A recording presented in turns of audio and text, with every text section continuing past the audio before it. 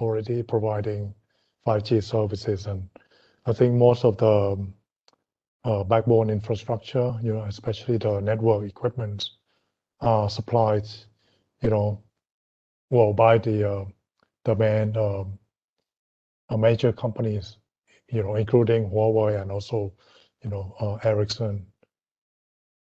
So, but this I can't.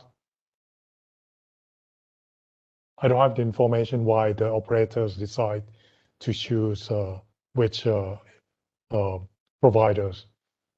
It's an operator decision.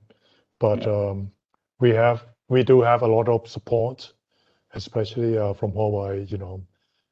As I mentioned in my talk, that we have this like a showcase exhibition and also testing facilities for local developers who have developed some 5G enabled devices, and they want to test the connectivity, so they can come and test at the DEPA testing center. So this is the collaboration that we have with especially with Huawei.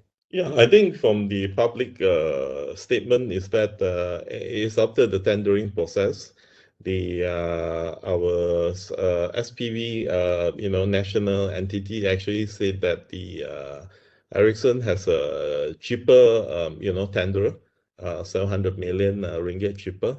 That's a processing. I think the other, working with Amazon, Google, and Microsoft is understandable, because I think they were traditionally, standard, bearer for the in terms of the cloud application and stuff like that.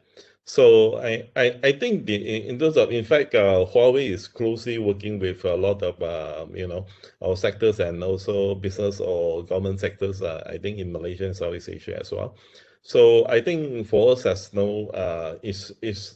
it's not a major problem. So the issue is whether we can find a certain verticals that will be able to apply to our needs of the society, right? Because we are not the a huge society, So I think the scale of the city and the businesses may be a lot more similar with Taiwan, and also I think we are talking about the low cost, agile flexibility. Kind of that, won't be. So I think that's where our city looks like that, and our business like that. So how do we able to use lower cost and and flexible kind of system to handle the needs of the business and the society, and especially like COVID. Now that, for example, we have all companies who wanted to digitalize their business as soon as possible. Maybe they are mid-sized company, relocation company and stuff like that. How do we help them to do it as soon as possible, just a week times and stuff like that? Because they couldn't make any money out of the continuous lockdown, because we have a hard lockdown for almost 2 weeks and maybe going on next 2 weeks as well. So I think that's where the you need to come up with a very agile, very flexible system to be able to bring everyone out. For example, for example, Taiwan apps have actually, has a partner in Malaysia who are doing well because of needs of the COVID as well. So I think we need more like that in terms of lots more. I think the devil is in the details, that we have already rolled out, although the high level plan, but the technology, the small application in terms of that, for example, fleet management, the AI behind it, the data security system that used by fintech.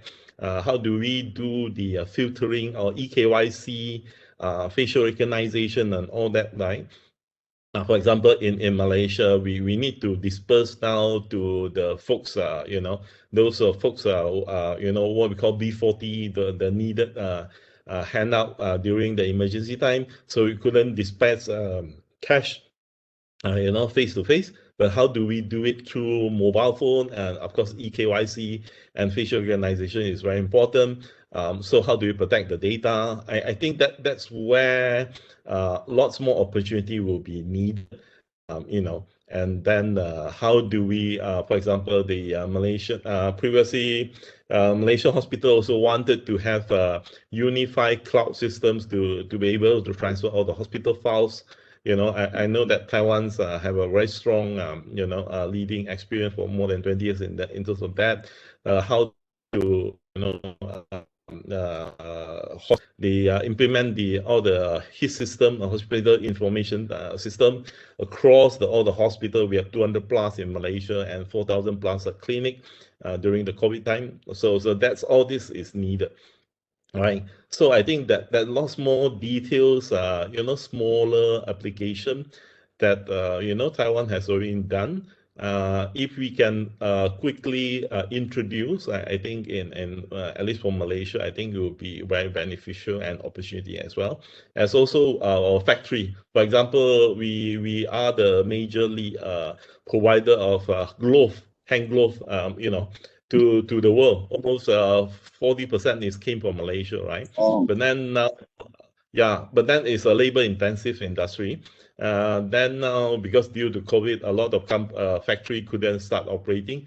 So how do we turn it into IR 4.0 kind of automation? I think that's needed because one of the major debate point in Malaysia is that because of the growth company employ a lot of migrant worker, so it also become a hotbed, for the infection of COVID. So how do we work within all this big factory, as a major supplier of the globe to the world?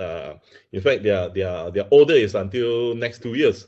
So how do we make sure that they still productive and also during the COVID time, safe and also as effective, cost effective as well. So I think that's something that maybe our Taiwan counterparts will be able to offer to the factories in Malaysia. In fact, a lot of Taiwanese electronic factories are in Malaysia as well. So also, so I think all this technology transfer and also joint partnership is much more needed at the moment.